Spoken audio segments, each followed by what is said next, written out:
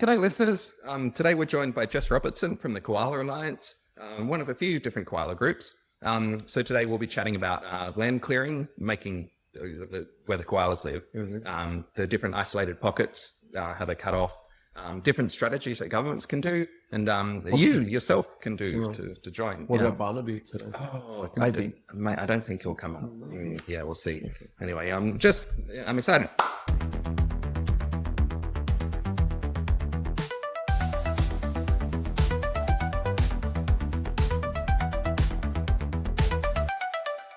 G'day listeners, welcome to My First Party, the podcast where we meet people at the grassroots of politics. My name's Owen Miller, I'm a candidate for the Fusion Party. With us as usual, the inventor of the Brunswick kebab, Mster Peter Kargiotis. Okay, yeah, true. So Jess, I wonder, thinking about koalas, they get a lot of attention in Australia and overseas. Perhaps, I wonder how do the donations compare, compared to like how much people donate towards koala funds versus, let's say, pets, other animals. Oh, I guess they would spend more on their own pets, but donations. So we're not a charity, so I couldn't tell you that. We're not a charity yet, but koalas do actually draw a lot of international interest. So obviously they're one of the most important species in Australia, and they're unique to Australia. So just to give you an example, Black Saturday fires, where we saw those koalas being rescued from fire by random people. That drew a lot of international interest, and so there were millions of dollars donated to help the koalas. So where does the money go, I wonder? I know that we know where the money went for that particular thing. So people were getting it through the RSPCA. If we have lots of money, how do we convert that into like benefits for koalas? Yeah. Well, how's the money used? Yeah, like do we buy land? Like, yeah. How should it be used as opposed to how it's used? Okay. So there are multiple issues for koalas, and we'd probably need hours to go into all the issues, but habitat being the underlying cause of a lot of the issues for koalas. So money put in terms of conservation, because if we're talking about koala welfare and koala conservation, the government doesn't really focus on koala conservation. So it's always reactionary for koalas. There's a lot of short-term thinking, no long-term thinking, and there's a lot of avoidance of the issue that it's a habit that the underlying issue is habitat, a habitat issue. Oh, what did you think it was going to be like in manicure? No, it's a legitimate question. Yeah, no, but I'm not a koala expert. Of course, it's going to be habitat. But hang on. But in terms of habitat, like, what does that do to resolve the bushfires? If they bought more land, wouldn't that be more bushfire land? Well, conversely, your argument would be if we limit the land, then we can control the bushfires.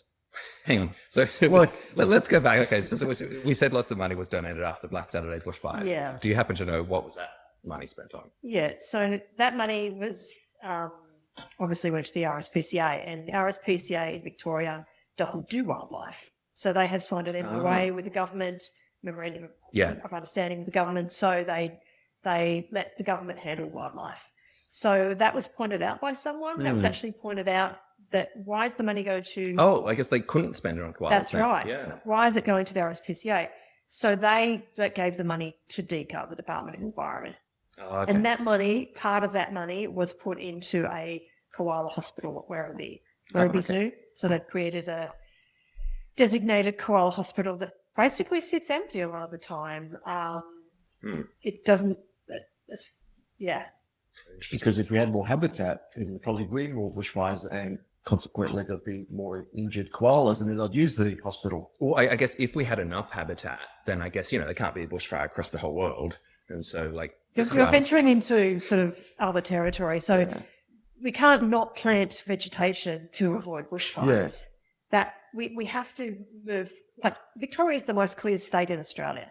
Okay. Oh, okay. It is the most cleared state. In terms of, trees, yeah. Yeah, so it's the most fragmented state, which is a big problem for koalas. Oh, so they can't get between the habitats. Okay. They can't move between habitats. So there's lots of little islands all over Victoria, and essentially that will lead to inability to disperse. So koalas disperse. So when they do disperse, they run into issues like car strikes, dog attacks, cattle attacks, all sorts of issues.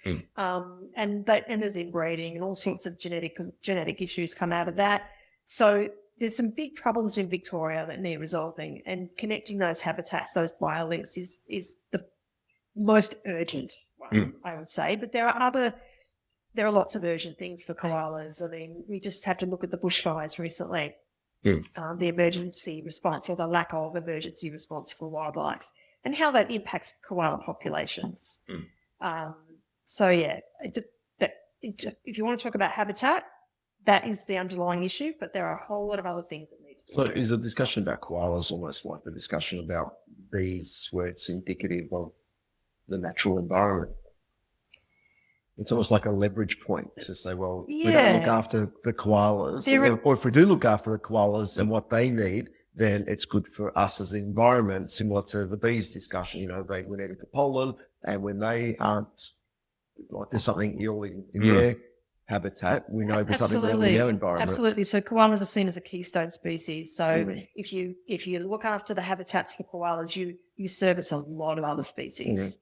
And you will save a lot of other species. And so if we cannot save the koala, we're not going to save anything at the end of the day. Is the argument ordinarily put in such a way, somehow? I think it would benefit it certainly is by conservation organisations and people like us, grassroots. But certainly that's never the message coming from the government. As far as the government's concerned, the Victorian government, koalas are abundant and thriving in Victoria. And that is the catch cry they've been spreading since 2020 when they released the abundance estimate, so the koala population estimate. They called it the abundance estimate. No, they called it, it's koala abundance, so... aspiration. It was when we saw the results, because we were all waiting for the results, anyone that works with koalas were shocked by the numbers, because they do not fit anecdotally with what we're seeing as carers, as rescuers, as vets, as just people that live in areas where koalas used to be abundant, and I don't see them anymore. Anecdotally, it did not feel right. And so when we started asking questions about where did the source data come from, because they were derived from modelling, computer modelling, so those estimates. When we started asking where was the source data? Like, how did they come to these estimates? We got no answers. Actually, it reminds me, did I tell you this theory, Peter? Have you heard it as well, Jess? People say that, China's population is very large, but I read this theory recently that maybe a quarter of China's population is just fictitious. And then so same as, the economic numbers can be wildly mismatched. And at least like with the economic numbers, you can use, if you have satellite photos of like how bright a city is, because GDP and electricity are very correlated. And you can infer like if the cities keep getting brighter, they're using more electricity, and hence that correlates with GDP. So you can sort of match that up. But in terms of matching up population data, it would be tricky. But I guess, like maybe for the koalas, maybe you could use like satellite imagery of forests, like how lush is the forest, and therefore how many koalas there are. So they probably do make their estimates based on habitat, available habitat, but that doesn't tell us how many koalas. And there may be available habitat, but it doesn't mean there's koalas there, because they have so many risks. The chlamydia is a risk, disease. We've got disease, we've got dog attacks, we've got, it might not be the right species of eucalypt. So unless they're doing ground truthing when they do that, those estimates, ground truthing being, oh yes, these are koala food trees, because koalas don't just eat any eucalypt. Yeah, it's very specific. Yeah, that's right. So if they're not doing that ground truthing, then they're making false estimates, because there may be habitat, but there may not be koalas there. And in fact, I'll talk about the National Koala Monitoring Program, which was funded by, I think when Labor came in, the last federal election, Susan Lee said, we'll give 50 million or something to koalas, because they're endangered both in New South Wales and Queensland and ACT. That was a national koala monitoring program with the purpose of finding out how many koalas we have left. So we have a base for it, so we know what do we need to do to make sure that those numbers don't drop. Victoria and South Australia opted out of that national program. So I guess under the false perception that they're abundant thriving, which is the catch cry they keep pushing based on those 2020 estimates. So why would you do that? I mean, in terms of conservation, wouldn't you want to know, even if they are abundant and thriving, wouldn't you want to keep it that way? Well, I think we've alluded to, though, then they'd have to probably react if they weren't to their habitat issues. So, Well, yeah, actually, on that point, so who has an incentive to fudge the koala numbers higher? the logging industry. So there's lots of reasons. There's lots of agendas at play, I would say. I mean, in terms of Victorian koalas have one unique issue. Victoria and South Australia have one unique issue that a lot of the other states don't have. And it's probably the reason why they're not, why we still have pockets of Victoria where they're abundant. Okay, and there are pockets down in the southwest where they're abundant. But that's because those areas are filled with blue gum plantations. Like over 100,000 hectares of blue gum plantations. And blue gum is a koala favourite food tree, right? So it's kept them alive. It's kept them breeding in those plantations. But those plantations will come down. They're not permanent. They're temporary forests for koalas.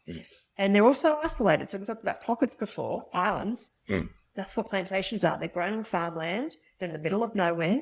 So they could have 200 koalas in a plantation, which have got there over time through native habitat corridors or whatever, which have since been removed because there's no flat land. So, and then these plantations come down and they don't have to leave any habitat for koalas. So what happens to those koalas?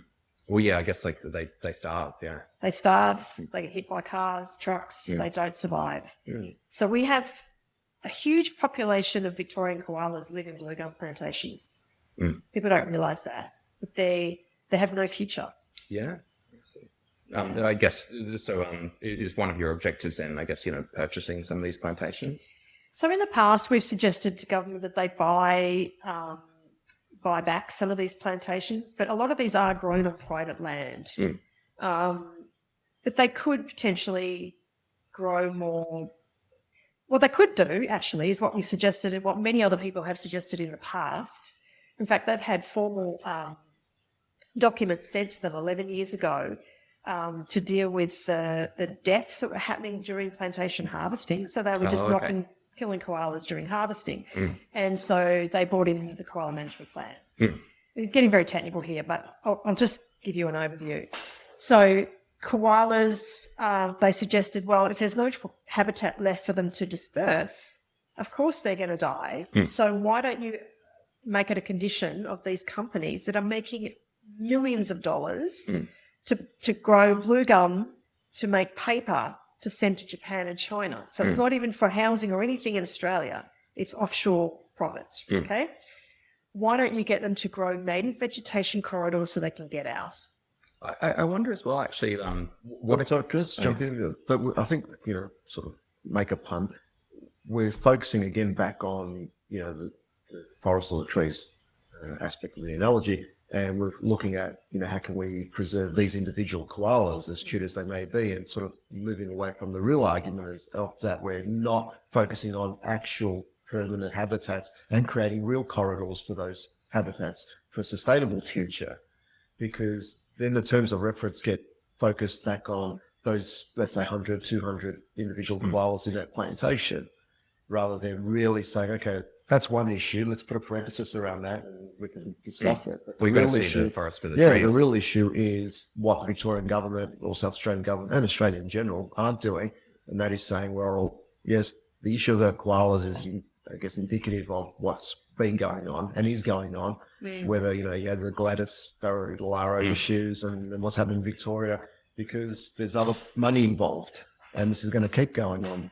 Yes, so profits always outweigh everything else. So that, building corridors out of blue gum plantations is exactly what we're suggesting. Connect biolinks for koalas. So it's not a separate issue really. It's the same. We want the same thing done all through Victoria, so koalas have a chance of survival. So we current estimates like we're talking about today. the government just spent $850,000 on a report on koala health, koala abundance, so new estimates, and genetics. This is a Victorian government. This was a Victorian Oh, they're government. broke. Yes.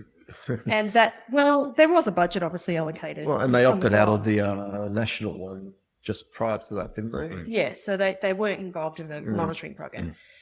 So they have not. So that report would give us evidence of what's happening to koalas in Victoria, up-to-date evidence. And they have delayed that report. It was meant to be June, November last year. Oh, is it already finished though, do you reckon? It's finished. Yeah. We've got confirmation that it's okay. complete, but they won't release it. Oh, probably not until after the election, yeah. Well, so if it's good news, they'd release it. Right? Yeah. So, you know, just give us the evidence. We can't make suggestions as an org in terms of what to do, how to move forward if we have no evidence. And the government is giving us no evidence. Why aren't they releasing this report? What is in this report that they don't want the public to see before the election? Yeah, actually, that reminds me. Looking at your site, I remember there was something. It said, what was it? Like, we can only make progress if the Greens and Independents pressure government. I guess, like, the other, you know, there are other environmental parties. Yeah. Like Fusion, like Sustainable Australia. Yeah.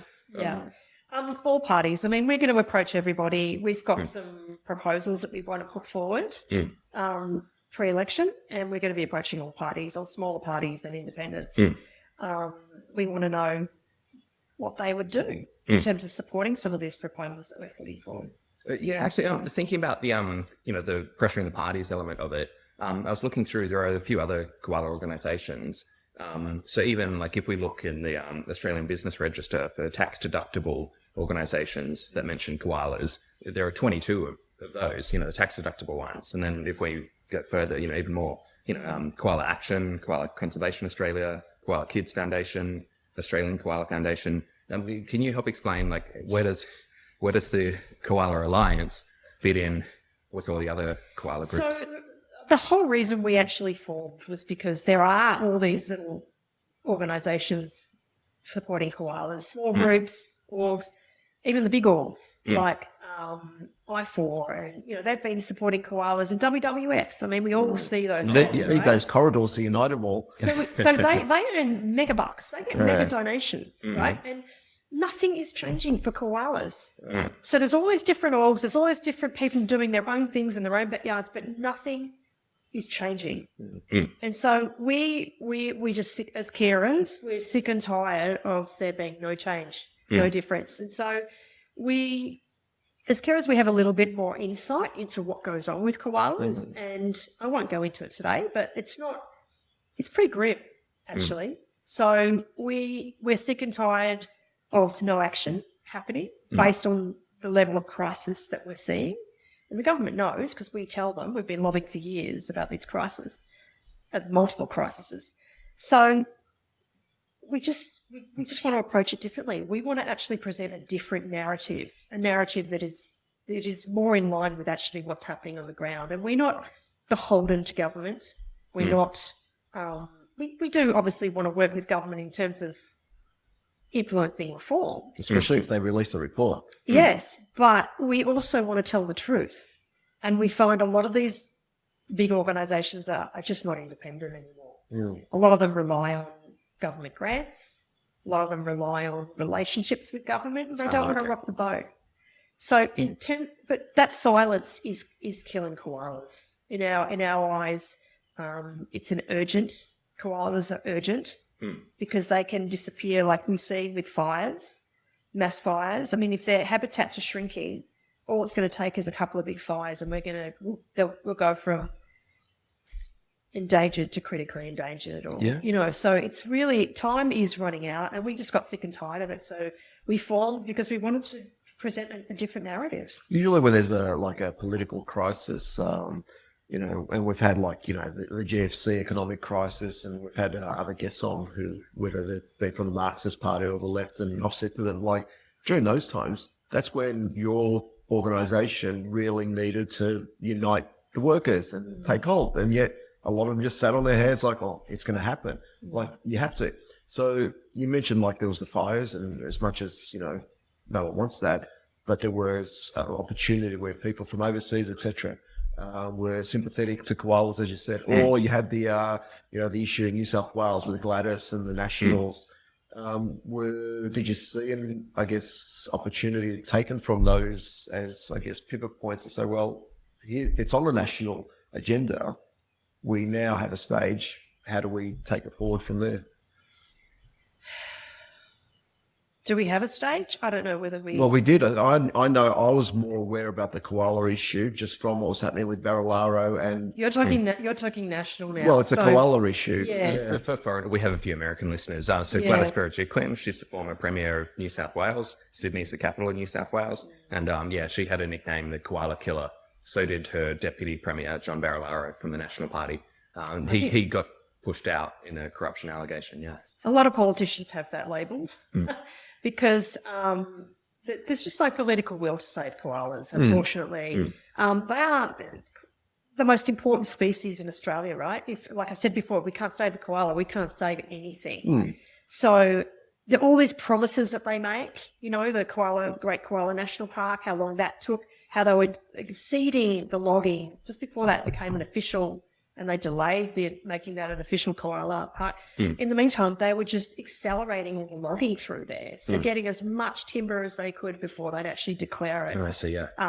So there are slightly different issues in New South Wales and Queensland because they are endangered and they're still not being protected. They're still declining. Yeah. So all this money that they're putting into, but they're not addressing a lot of the bigger issues. And in New South Wales, that is native timber logging. So I wonder actually, it doesn't strike me as a massively profitable industry, surely. The whole idea of planting trees and coming back 20 years later and chopping them down, surely there's not too much profit in that, is there? No, there's not. They actually lose money. So they're trapped up by the government. Yeah, there's a lot of industries in Australia, whether it's like the cotton industry, and, we've got our friend Barnaby that we talk about often, the amount of money that goes in by the government to support industries which we shouldn't be involved in. So native timber logging is like technically finished in Victoria, but not really. Trees are being harvested a different way. So they, after fire, for instance, so we just did some food and water drops down in the Otways after the fires because that's something the government didn't do to support the wildlife. So we were down there, filling that gap, essentially, volunteers filling that gap. So while we were down there, we can see there's a lots of trees cleared and not necessarily burnt trees. So lots of trees are cleared and logged and shipped out. Okay. So they, post-fire storm cleanup, they clean up a lot of timber. They call it forest gardening. Forest gardening, but timber should be left. Essentially. Decomposers. We need that for biodiversity, but they're actually taking up a lot of the timber. So the logging is still happening. It's just happening. Oh, sorry, after it's been burnt, they can still use it for logging. So they've actually increased fire breaks as well. So fire breaks used to be of certain, length. Yeah, clearing land away so the fire doesn't spread. That's right, creating fire breaks. That's now exceeded, I think 6,000. What did they say it was? I can't remember the actual statistics. If we clear away the whole forest, then it can't burn. Yeah. So, but they're doing all this with the public, for the safety of the public. So it's all done with. We're helping. It's like our current preemptive strikes to the forest fires. Yeah.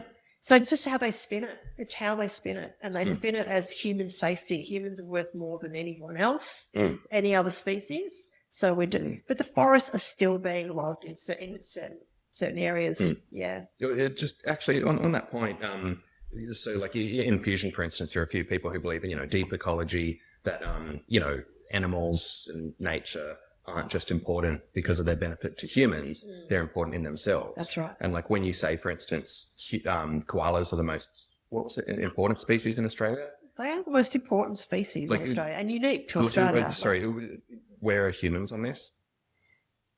I'm talking about wildlife species. Okay, yeah. Sorry. Can you just so you said there's some people in the fusion party that believe animals are important, not just how they relate to humans? exactly, like, they have a right to exist themselves. Yeah. Who doesn't believe that? Most people believe that, like, pets as property. No. What do you mean, older language? I don't think animals exist just to serve me. Oh no, but if it comes to a human versus another animal, Well- most people say, Well, sure, if an Yeah, animal sorry, is mate. going to attack my child, I'll intervene, yes. sorry, I mean, most people probably regard my question a moment ago as being facetious, but Was it? no, sorry, my point is that there are people, I've met them who, There are people. Yes, who but by exception. But you made it out as though the other way was the what do you exception. mean, most people regard, like, the planet is made for humans and all the other animals No. can fuck off. No. Unfortunately, human selfishness does No. mean that humans come first in terms of decision making. Yeah. So in terms of, like, let's look at development, building for homes. Okay. So I've had this argument with many people online. So they're clearing forests to build more homes. Okay. So there's plenty of, why can't we change the way that we build?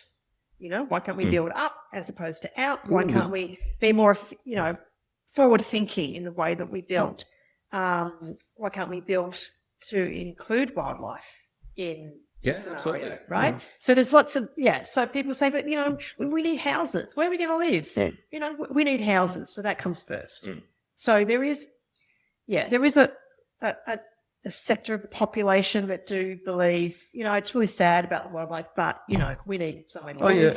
live. and Look, I have no doubt that there is a section of the population, and, you know my views on religion, right? Like, that's the antithesis of who we are as humans.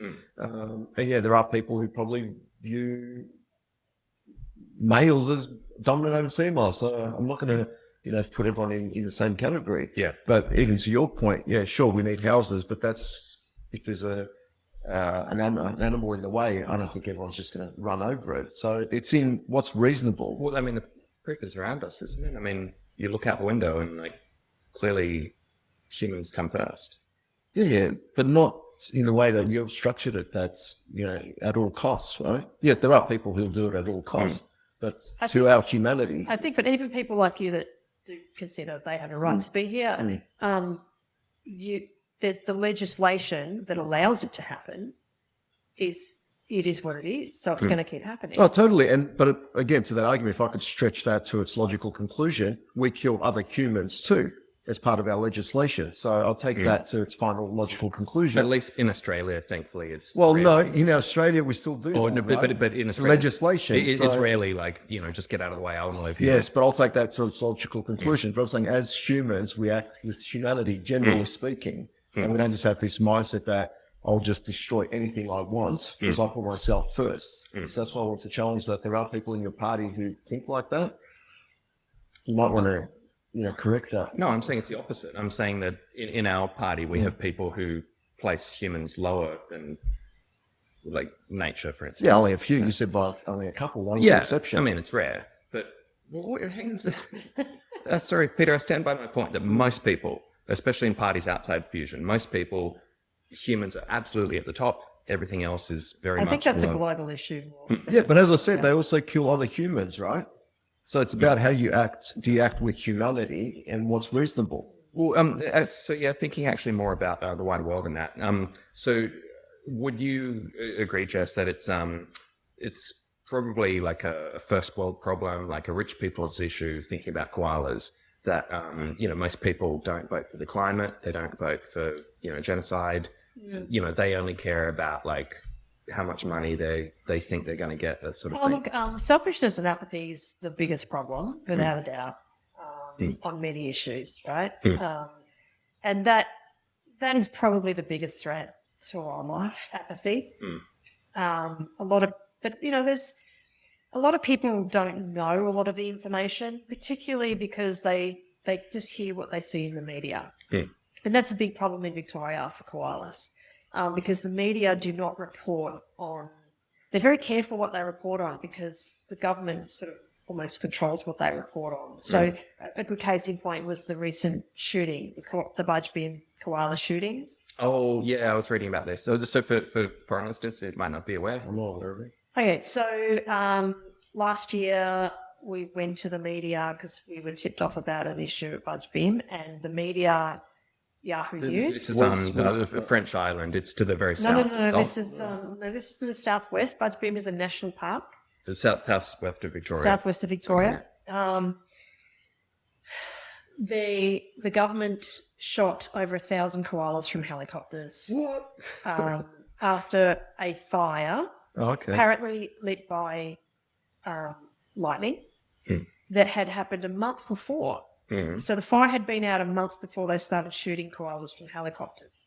So the moment we heard that koalas were dying, we went to Yahoo, and Yahoo did some investigating, and Yahoo publicly revealed that the government had been were currently shooting koalas from helicopters. At that point, they'd already shot 760. Yahoo, the search engine.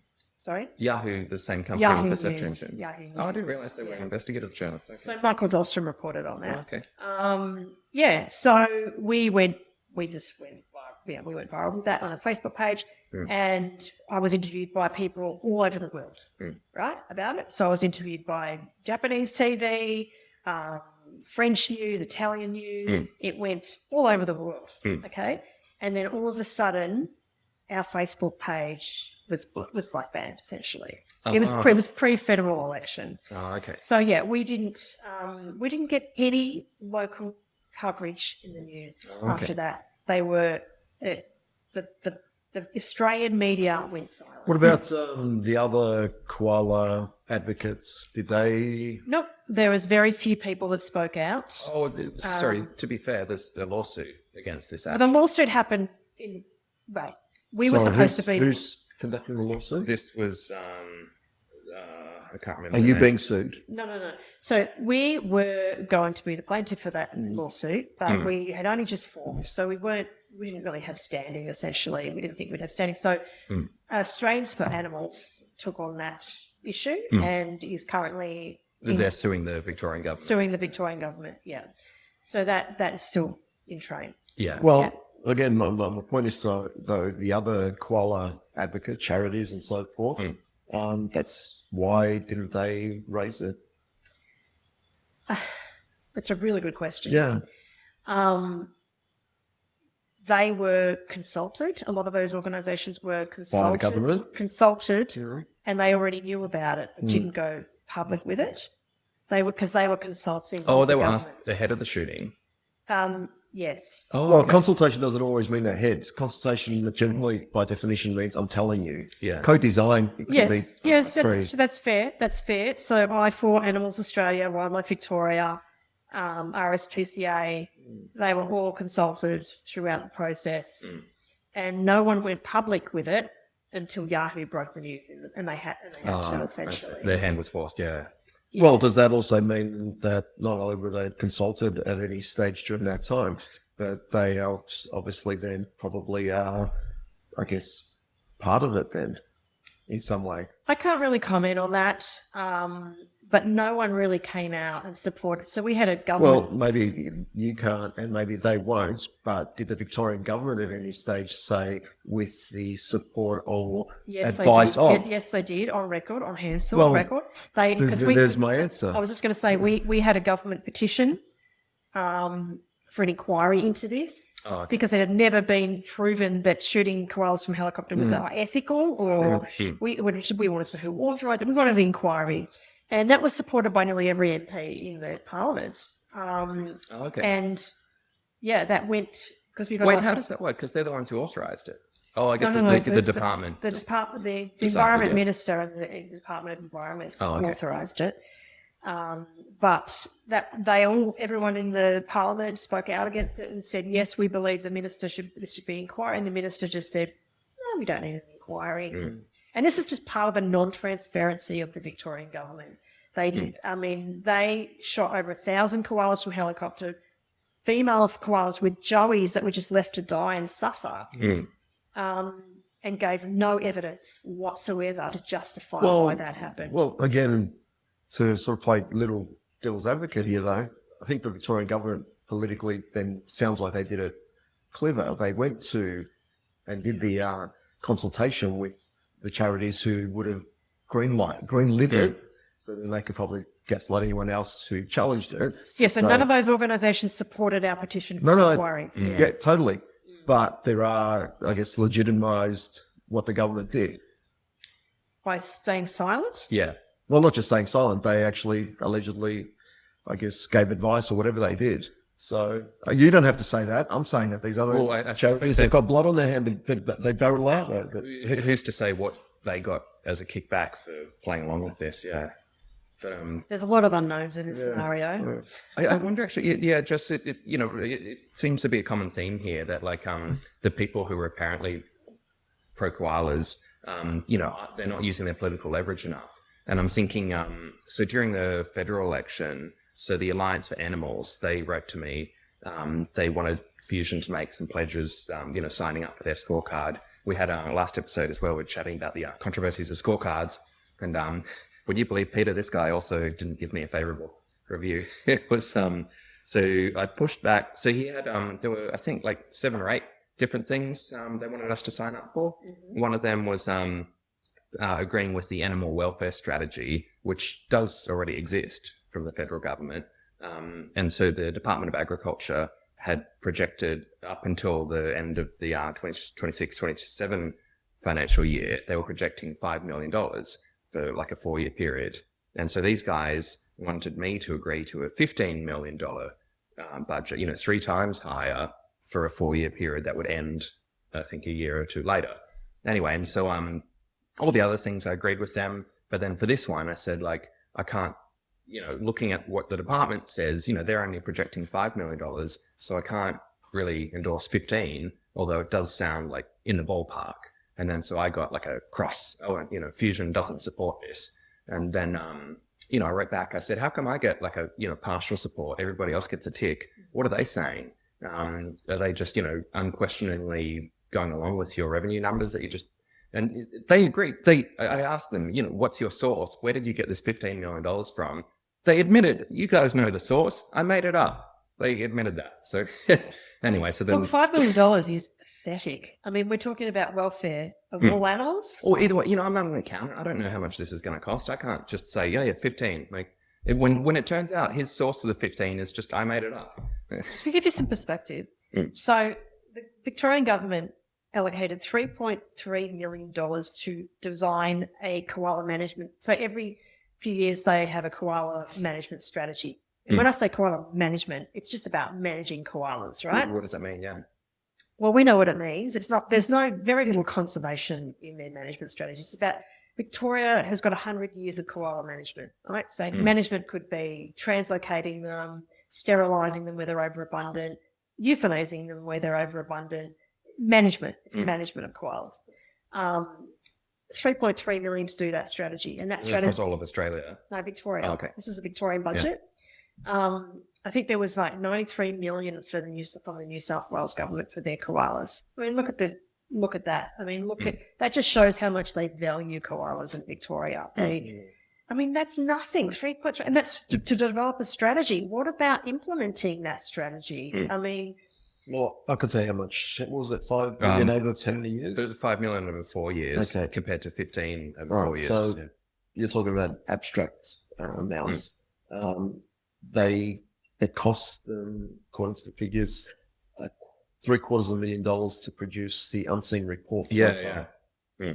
I think that this would go, so actually that's doing just, something. I'm just saying that's to give you an indication what the Big Four would have charged to produce a report that no one's seen yet. I mean, welfare comes in many, there's farm animals, there's domestic animals, What about them? there's wildlife. Well, $5 million to support animal welfare in the state. That just seems for all animals. ludicrous. Absolutely ludicrous. Well, I think as well, wouldn't it be good to get to a stage where we don't need to subsidise these animals? Like, if they can just exist on their own, if we have enough koala habitat. I mean, they should be but these statements, again, are designed to almost, they're the equivalent of when people say it is what it is. It just sort of stops the conversation. Yes, it is ideal if you get to that point one day. But we need to still have this conversation. I mean, the money isn't enough, whether it's 5 million or 50 million. What is required? We need to design and determine this is what's required, then determine in order to get that, this is what it's going to cost. And some of that will be, and also the plan, because even if they say, okay, X amount of money is going to go to animal habitat, we need to ensure and have foolproof, I guess, governance in place that some of that isn't going to go to the welfare of, let's say, cattle.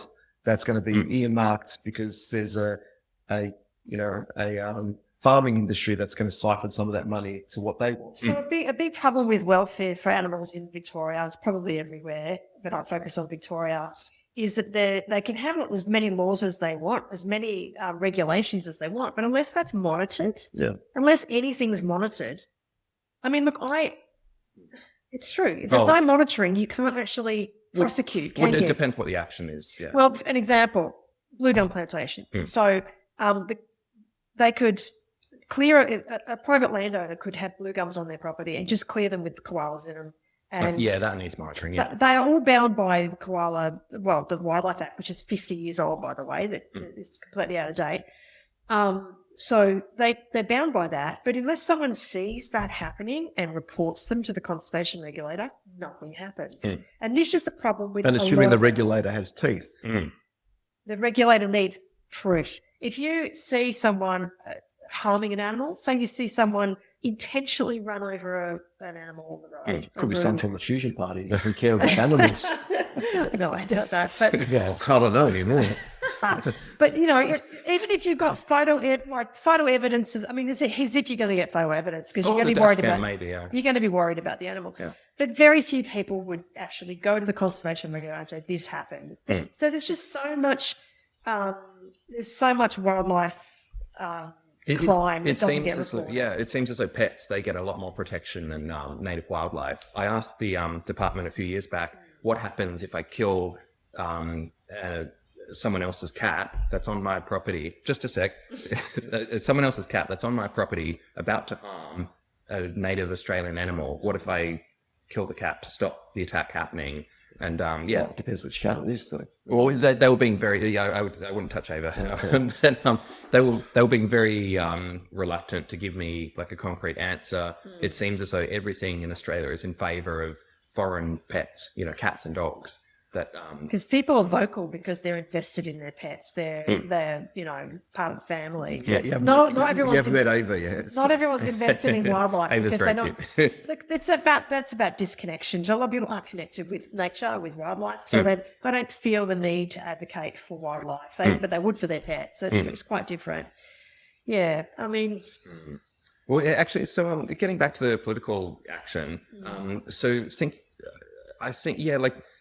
still see, not just you guys, like the Alliance for Animals as well, like there's more leverage here. I mean, all these koala groups, they keep mentioning the Greens, for instance, and it reminds me, so in the first federal election that I ran for, so this Christian lobby approached, there were 5 candidates. They approached all of us, asked if we would go to, that's right, the Australian Christian Foundation, I think it's called.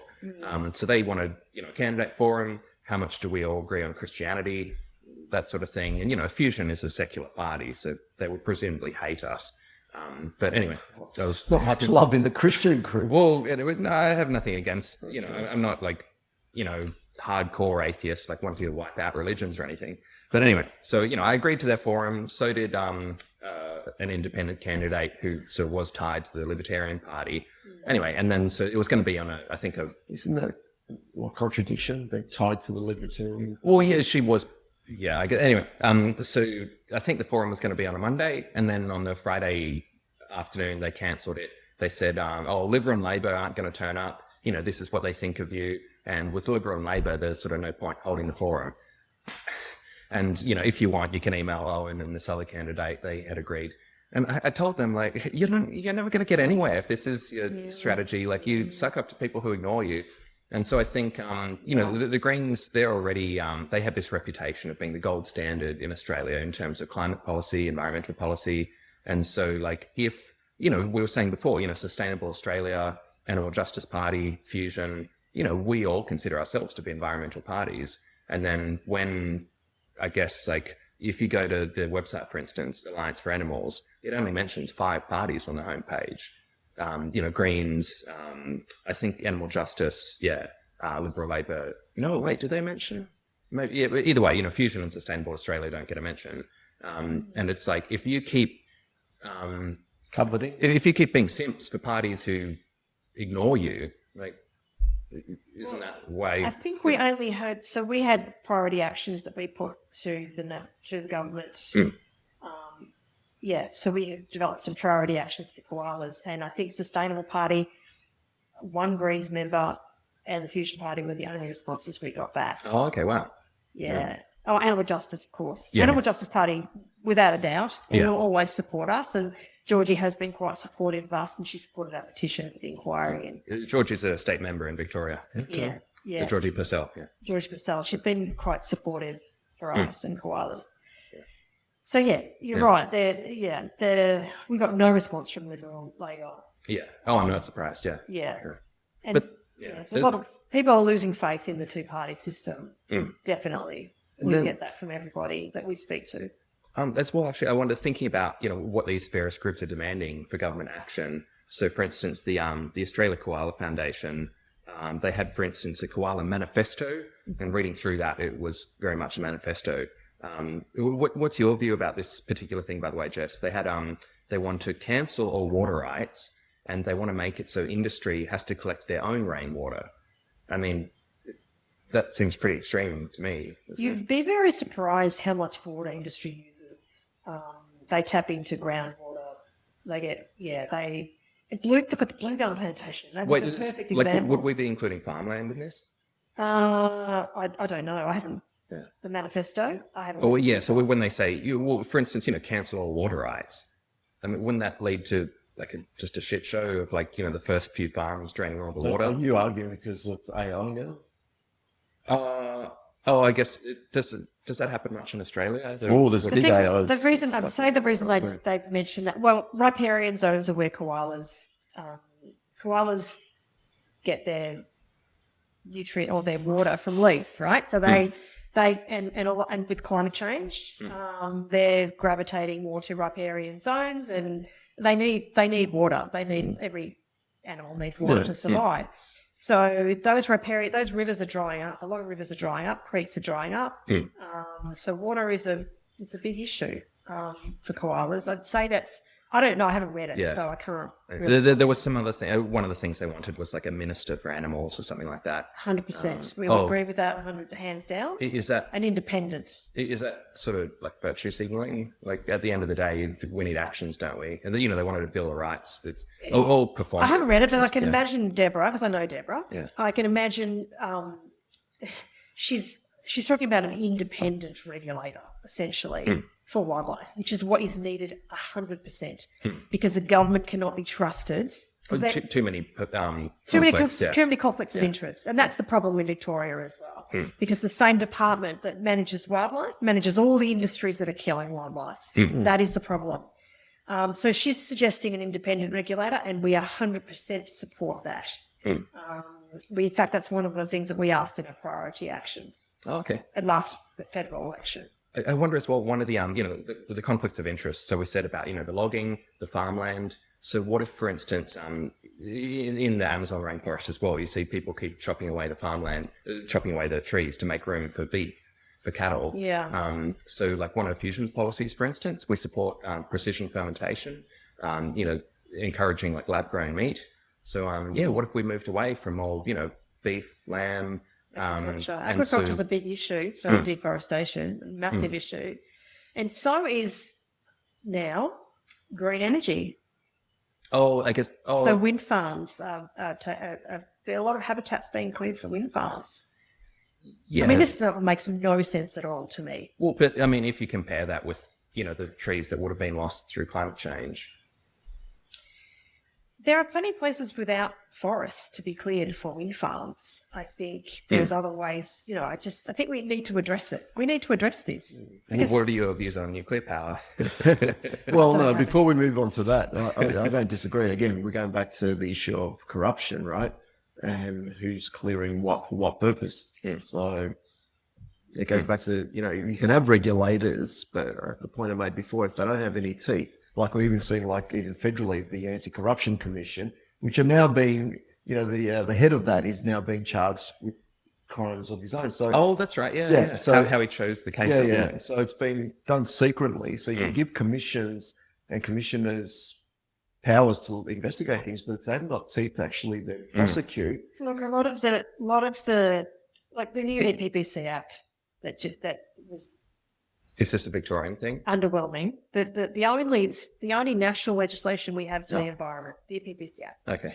So the amendments were just made recently, and they were very underwhelming. And I think they now have a environment protection agency, and so they're now recruiting for someone for that. But that person still answers to the minister. So The resources minister. the environment minister. Oh, okay, yeah. So That essentially, they're toothless, yeah. it's toothless. Yeah. Exactly. It's true. But then, actually, yeah, thinking about other policies as well that we could get done. There's so I guess another policy that Fusion supports. Oh, sorry, this is just what I'm most familiar with.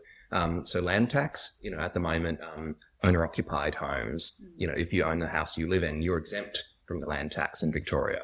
Versus if we had it just like Henry George proposed, all property being subject to tax based on the unimproved value of the land. So not your home, not your capital improvements to it. Then that would logically lead to smaller footprints for homes. And so viewers might be surprised to learn that Australians have the biggest homes in the world, in terms of like home size versus how many people live in them. Australians have the biggest.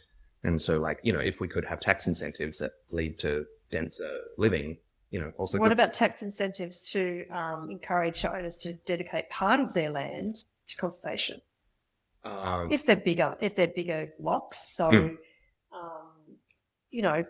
if 20% of it to Trust for Nature, and that would, we were talking about bio-links before, so there are a lot of big properties that could dedicate a percentage of their land to conservation. Do they need all that land if they're not farming animals? They could sell it back to the government. Yeah.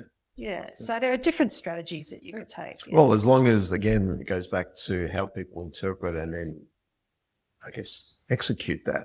What our previous guests would have turned things off by going. Yeah, exactly. So I'm saying there's got to be rigor and governance. So, the goodwill needs to translate to effective outcomes. Yes. I mean, if the Fusion Party was to, because Victorian election's coming up, right? So wildlife are protected by one form of legislation in Victoria, really, if they're not endangered, and that is the Wildlife Act. Oh, okay. So the Wildlife Act is almost as old as me. So you can imagine, so it's I'm scared to get well, let's just say it's 50 years old. Right? Okay. So this act is 50 years old. And there was a decade ago, people were screaming, this needs to be brought back into the 21st century. Oh, okay. The problems for wildlife now are completely different. And it encompasses wildlife and agricultural animals and all types. So we need to bring that Wildlife Act, minus agriculture, but it was about management. It was written to manage things, right? But it wasn't written to support conservation in any way, shape or form. It's illegible anyway. I've read through it and it's difficult to interpret. So there was a lot of people that said this needs to be brought up to the 21st century. And finally, they put it out for public submission from people like us, people like carers and organisations, conservation could feedback. So we did, and everybody did. And I know hundreds of people personally that did. And the government sat on it for 4 years. Oh, okay. Just put it in the back room and forgot about it. And this was a 50-year-old act that desperately needed to be updated. And it was only recently the minister came out and said, we've made some minor little amendments. So the massive reform that needed to happen did not happen. Oh, okay. So this is the only act that protects wildlife in Victoria. That one popped up.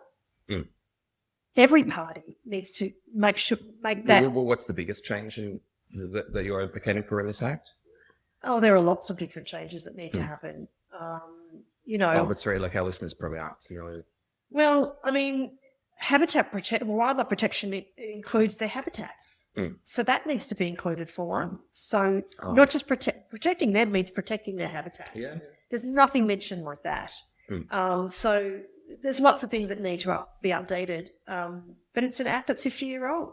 Yeah. Why would you have an act that's 50-year-old? And why would you let it sit in the because there's no political will to Oh, update. they have political will. It's just leaning towards the Bill Hislop version of reality. That's you can't stop progress. It's all governed by that. Yeah. So, So we need that act yeah, updated. totally. I wonder as well, just thinking about, what's changed in the last 50 years in that, I guess, the foreigners might not be familiar, but Victoria now has a treaty with, all the Aboriginal tribes in Victoria.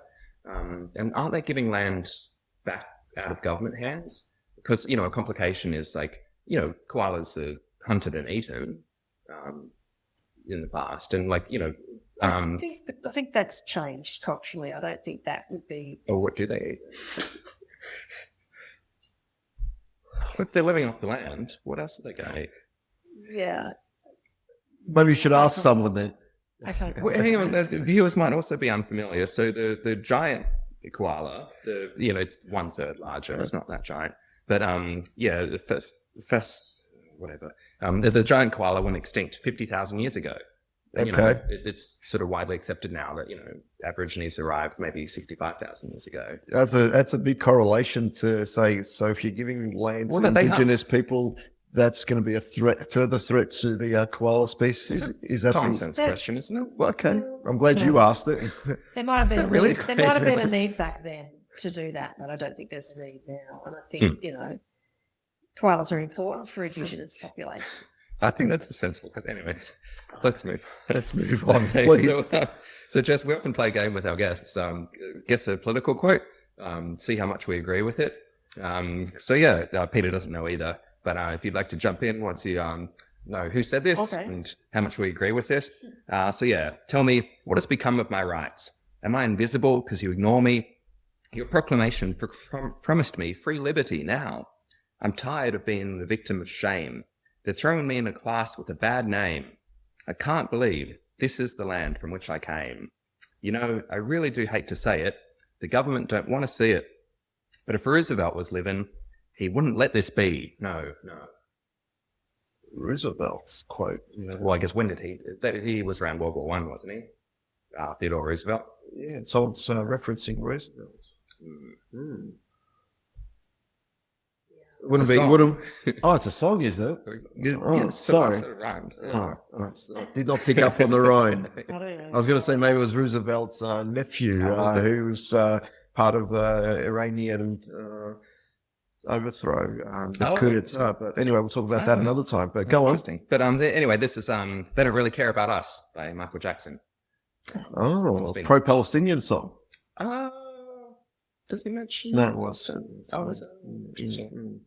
Well, so many people are ignored by the governments these days. Koalas, many Australians, Yes. I guess, very, I guess, specific, or actually non-billionaires broadly get fewer rights than they could in Australia.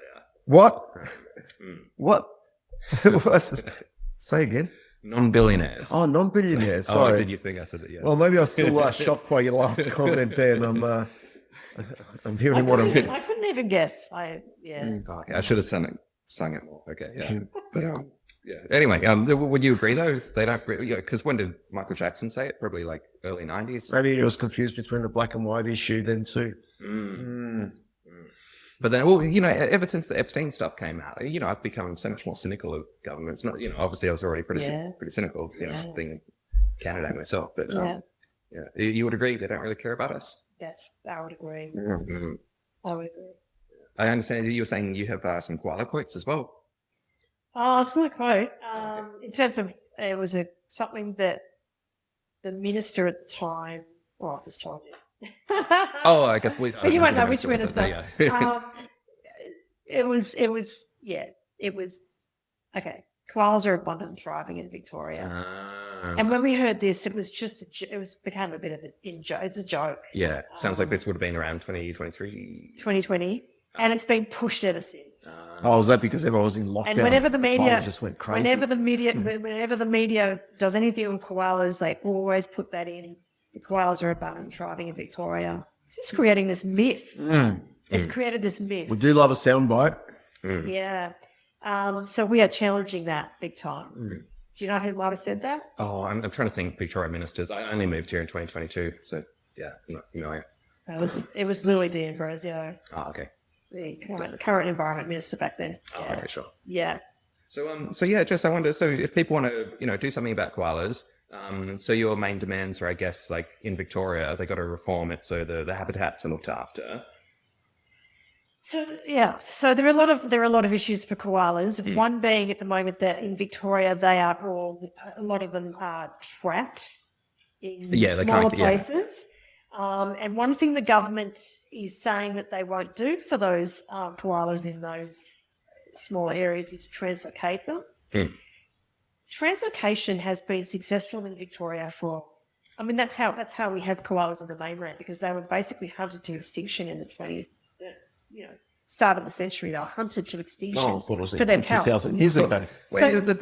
People can look it up. This giant koala did go extinct. So essentially, Victorian koalas were almost extinct. So they had a population in French Island, 3 or 4, a dozen, 10 koalas or whatever, and they bred them up to repopulate the mainland. Oh, okay. So they were translocated. Yeah. And that's why we have koalas in the mainland now, okay. because they were translocated from French Island. Most of them. So if they don't translocate anymore, they say, Oh, because they're abundant, yeah. they don't translocate them because they say it's causing stress to the animal, or whatever reasons they make. Okay. And the So pretty translocation, docile to me. according to evidence, translocation is not a good strategy, right? We have read the government did a literature review on translocation, because there hasn't been heaps of research on translocation either. There's been limited research about what happens to koalas when you translate them. But the literature review, which was commissioned by the Arthur Riley Institute, a government-led research facility, says that translocation has been overly very successful. So them saying that translocation is not successful is like, where's the evidence? Yeah. We've read your interview. It says that translocation is largely successful. Okay. So translocation is what is going to help koalas survive in Victoria. So, we need money. Yeah. We need money. What about volunteers? If people want to get involved with the Koala Alliance, what can they expect? So they can reach out to us. We want active members that are willing to advocate. We have volunteers, rescuers that sometimes will do some immediate response, like we did with the fire. So we had rescuers go down and assess animals after the bushfire. So we're always looking for people to get involved in more action, so they can reach out to us through our website. Yeah. Okay, cool. And then I guess you'll be pretty busy in the lead up to the Victorian election in November. Yeah, we will be. Yeah, we're working on a campaign at the moment. What do you think it'll involve? So we're going to come up with a whole lot of proposals, which will be on our website, and we'll reach out to political candidates to see if they will advocate for these things. Okay. And we'll get a response. Will you be running? I'm not going to be running for the state election, But who knows? The Fusion might be in it. Any other political people listening? Have to check out the Koala Alliance, get their approval. Yeah. So, okay. Well, Jess, thanks so much for joining us today. Thanks for having me. Thank you.